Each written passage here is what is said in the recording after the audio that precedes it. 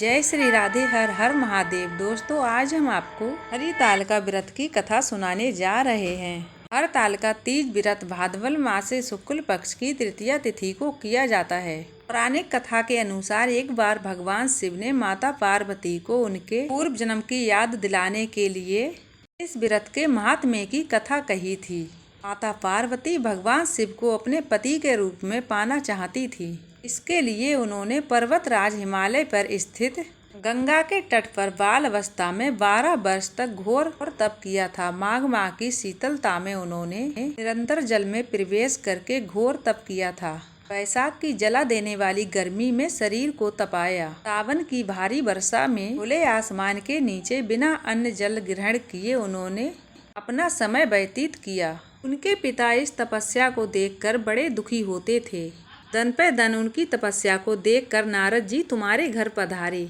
उनके पिता ने उनको हृदय से स्वीकार करके उनके आने का कारण पूछा। उन्होंने कहा, गिरिराज, मैं भगवान विष्णु के भेजने पर यहाँ पर उपस्थित हुआ हूँ।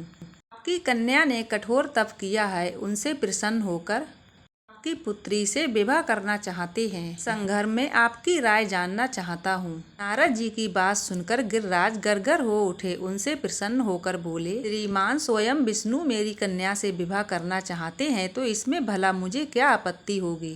कन्या के पिता की बात सुनकर नारद जी विष्णु भगवान के पास गए और कन्या के पिता की सारी बात विष्णु भगवान को बताई। लेकिन इस विवाह की बात माता पार्वती के कानों तक पहुँची तो वो बहुत दुखी हुई। उनकी सखी ने उनकी मानसिक दशा को समझ लिया। सखी ने दुख का कारण पूछना चाहा तो माता पार्वती ने कहा, मैंने सच्चे हृदय से भगवान शिव का वर्णन किया है, लेकिन मेरे पिता ने मेरा विवाह विष्णु जी से तय कर दिया। परंतु अब मैं क्या करूं, प्राण त्यागने के अलावा मेरे पास कुछ नहीं बचा है। उनकी सखी बड़ी ही समझदार और बड़ी ऊंची सोच वाली थी। उन्होंने कहा, सखी, इसमें प्राण त्यागने का कारण ही क्या है। पति की सबसे बड़ी यही बात है कि एक बार जिसको भी हृदय से मान लिया, पति के रूप में जिसको हृदय से स्वीकार कर लिया, अपना जीवन उसी के साथ ही व्यतीत करना चाहिए। मैं तुम्हें घनघोर जंगल में ले चलती हूँ, जहाँ तुम शिव जी की आराधना आराम से कर सकती हो और तुम्हारे पिता तुम्हें खोज भी नहीं पाएंगे। वहाँ चलकर तुम साधना में लीन हो जाना। मुझे विश्वास है कि ईश्वर तुम्हारी सहायता जरूर करेंगे।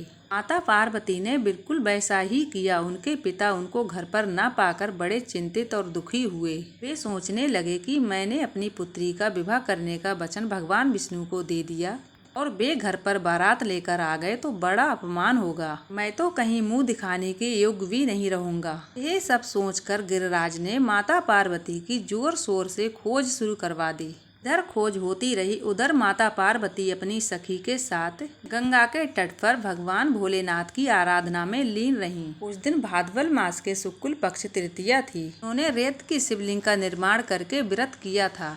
रात भर शिव स्तुति के गीत गाकर माता पार्वती की कठोर तपस्या देखकर शिव जी का आसन डोलने लगा।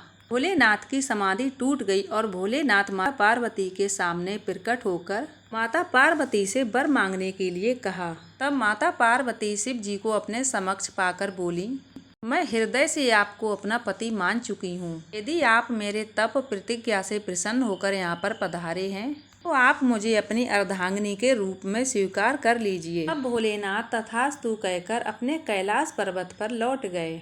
रात्रि होते ही माता पार्वती ने सभी सामग्री के साथ पूजा की और सभी सामग्री को पास की नदी में प्रवाहित किया। फिर माता पार्वती ने अपनी सखी के साथ अपने व्रत का पारण किया। उसी समय गिरिराज अपने सभी आदमियों और अपने मित्रों के साथ खोजते खोजते वहां आ पहुँचे और माता पार्वती से कठोर तपस्या का कारण और उद्देश्य पूछा।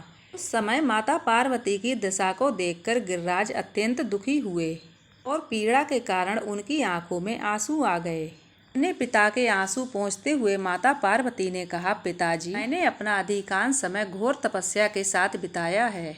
मेरे तपस्या का उद्देश्य केवल और केवल यही है कि मैं भगवान शिव को अपने पति रूप में पाना चाहती थी। अब मैं आपके साथ घर एक ही शर्त पर जाऊंगी कि आप मेरा विवाह भगवान विष्णु के साथ ना करते हुए भगवान शिव के साथ कर दें।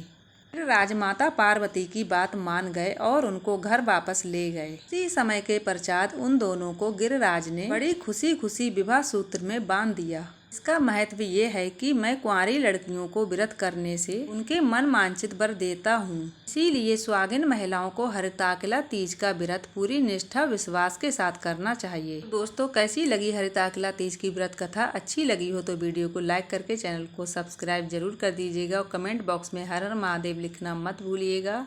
मिलती हूँ नेक्स्ट वीडियो में, जब तक के लिए हर हर महादेव। जय श्री राधे।